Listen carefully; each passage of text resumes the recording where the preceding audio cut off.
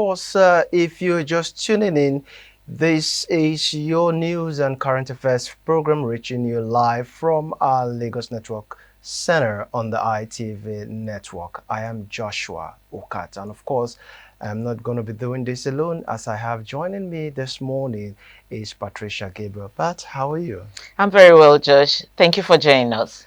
All right, let's go deeper into our discussion segment this morning. And of course, on emphasis, we'll be looking at the major shakeups going on in the African Democratic Congress, the ADC, wherein we have the national vice chairman in the South-South region, especially in Cross River State, in the person of Dr. Useni Uguru Useni, who has been recently suspended from the party associating with anti-party activities, and of course several issues within the party that makes up the shakeup, which will be forming the basis of our discussion this morning from our Lagos Network studios. And of course, I have Patricia Gabriel, who will be delving into these issues with me to analyze these issues and of course help our viewing audience make sense out of it. Now, the issue of the ADC has been brought to question, especially given the fact that, of course, right about now, we do not have what we'll call an opposition before now, more like PDP, which was a viable opposition, putting the government on their toes to be able to make sure that policies and, of course, the vision they have for Nigeria is realized. But now, as it were, it's looking like PDP has been kissed goodbye. And now we're having ADC. But, of course, it is not without the challenges of making an opposition viable. Now we're seeing a major shakeup going on with the suspension of the vice chairman in that particular region. How did this news, greet you? Well, I begin to think that, would I say the ADC is taking the right step? Trying to clear up the party, because you might have some people there who might be sabotaging the efforts of the party. Okay. And then they're just correlating for now, and they need to put everything in the right perception, if you ask me, because 2027 is around the corner. Like I tell everybody, 2026 is no more in the calendar. If you ask me, Josh, Yeah, everybody's looking forward to 2027. Yeah. So the party has to come together, try to clear and shake up the party, remove those that they think it's going to cause some kind of sabotage in the party, and then make sure that the party is ready and set for 2027. Okay, so when we're looking at 2027 in view, some persons, especially top voices in the political sphere, have always attributed issues that have to do with having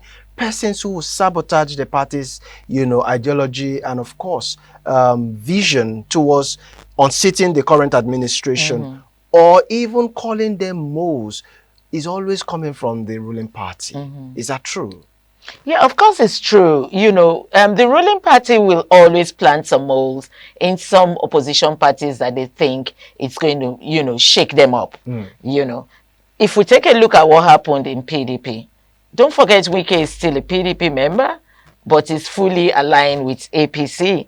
And so everything that will be discussed in PDP, Wike is aware. So he could take all that discussion and plans of the PDP straight to the APC, and that shakes their plans and their arrangements in the PDP. I don't think any party will want to see someone who is a mole and decide to let the person be there. So ADC, if you ask me, is in the right course. And then I hear that they gave a deadline for October 2025. Yeah, that's even a conversation we're going to come into. Okay. But then let's stay on the issue of having persons who are like, as it were, moles, sabotaging the party's effort.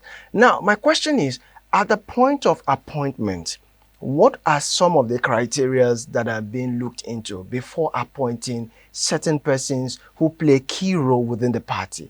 Now, saying that these persons were playing anti-party activities, is it more like a reactional, consequences, or are they being proactive, as it were, given the fact that you should have known these persons, pedigree when it comes to party ideology, because as they say, there should be party supremacy. There shouldn't be a situation where you pledge allegiance to a particular party and found wanting, especially playing party anti-party activities. So at this point, are they being reactionary, as we have seen in various parties, or being proactive? You know, Josh, if you ask me, I'm going to tell you that some persons could pretend. Okay, so you're asking what are those criteria in picking personalities to handle some of the positions in the parties. Yes. If it's properly planned, you could pretend to be that person the party wants at that moment. I could come into the party and align with everything they do, everything they say, pretend to be part of them, and they pick me. And then before you know it, I start practicing anti-party policies. Yeah. Now, let's look at the issue of an appointment that was made recently. I'm talking about the Deputy National Publicity Secretary, who was also appointed in the person of Jackie Wires. The appointment made has been dissolved. In fact, it has been disapproved by the leadership, owing to issues that borders on lack of constitutional rules within the party framework. And also she's been found not to be engaging in the party's activity. So at what point, it brings to the question again, at what point do you appoint someone without doing your background check, without doing due diligence? Well, we don't do background checks. Who is not, as it were, body and soul in the party. Josh, you're speaking as if you're not a Nigerian. No, I'm just speaking for a friend, as I say. We do not do body checks here. We do, I know you, you know me. So I won't be surprised if she is related to someone on the top, or she's very close to someone on the top. And so the appointment comes. You know that you could be appointed by the presidency if you are close to him. It doesn't need to have you to have all the credentials or whatever. It could just say, okay, Josh, this is how to settle him. That's how the appointment comes in Nigeria, settlement. So they could just give you one position to settle you. Please don't forget me when you get there. All right. No. Now, let's look at the issue about the suspension of the vice chairman. Now, he's been suspended, which obviously means that investigation would commence. Are you likely to see a possibility where, if after the investigation he is not found wanting, is there a possibility that he could still be reinstated, much more taking up his role? That's what we expect. If after investigation is not found wanting or guilty, I mean, he should be recalled back. That's the right thing to do. But you know how it goes in Nigeria. It could be somebody's interest to get him out. Really? Yes. And so if it's someone's at the top interest to get him out, whether he's found guilty or not, they might not want to bring him back. So that's how it works here. Okay, now let's look at the issue of the party giving, something I would call a stern warning to persons who might be holding key roles in other opposition parties. I'm talking about caretaker committee, talking about leadership roles in some other party, and now claiming to be, as it were, giving allegiance to the ADC. Now the ADC has, given a deadline, which has elapsed anyway. It elapsed as at Saturday, October 25th, 2025. Now, the question is, are they saying that those who have been in support of the coalition before now, there are certain key members of different parties that formed the coalition initially. We're talking about the presence of the 2023 Labour Party candidate, Peter Obi. We're talking about the likes of Atiku Abubakar, who were in support of the coalition. Now the party says, if you do not go and renounce your affiliation or association, as it were, with the parties you were before, you risk being excluded from the ADC. True. The election is just by the corner. Are you saying that the likes of Peter Obi, Alhaji Atiku Abubakar has been excluded from the party? Well, if that's what the party said that it should be done that way. You can't serve two masters, Josh. Yes, as much as I know that you can serve two masters. My thing is, before long, we never knew about the ADC.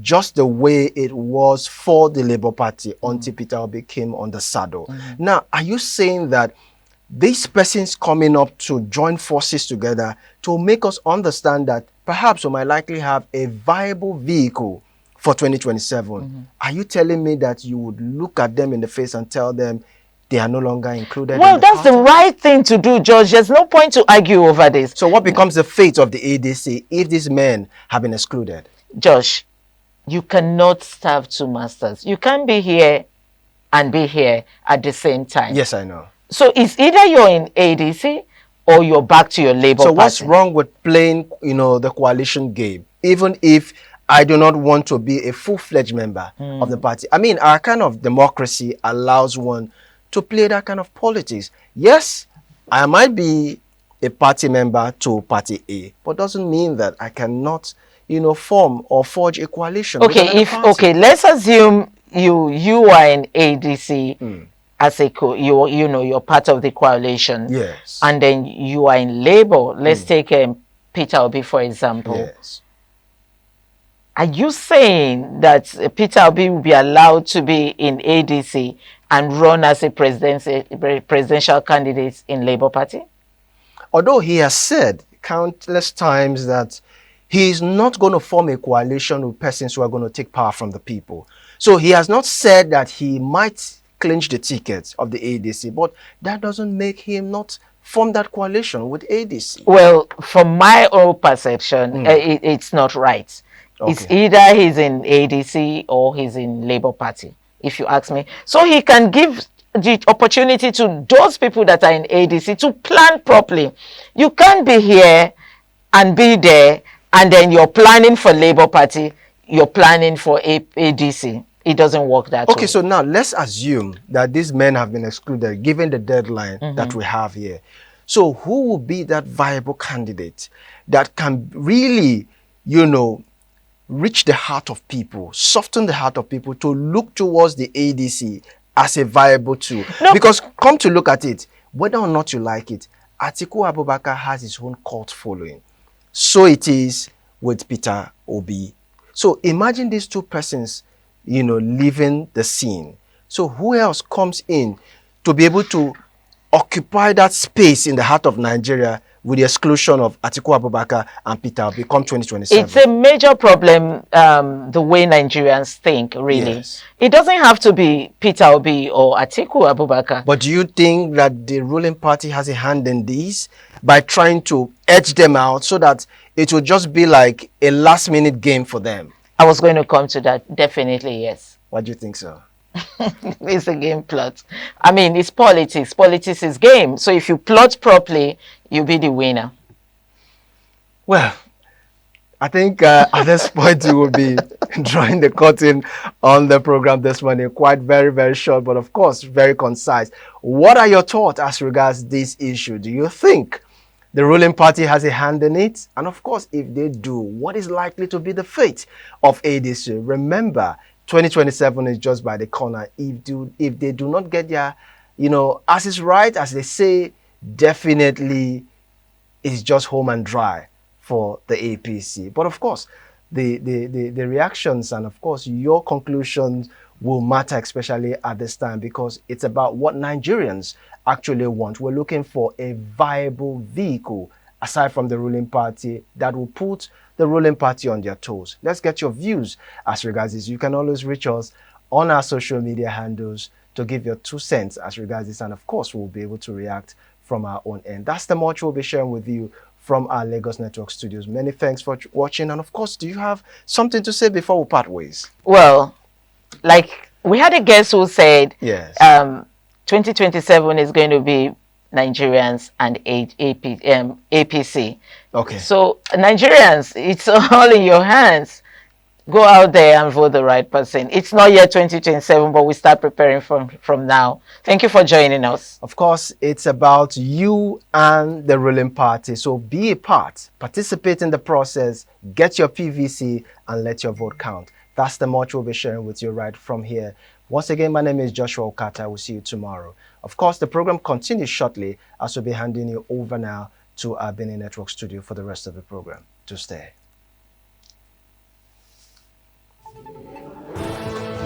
my God, you put me on my toes. Stupid boy. Was that what we talked about? I became your guest.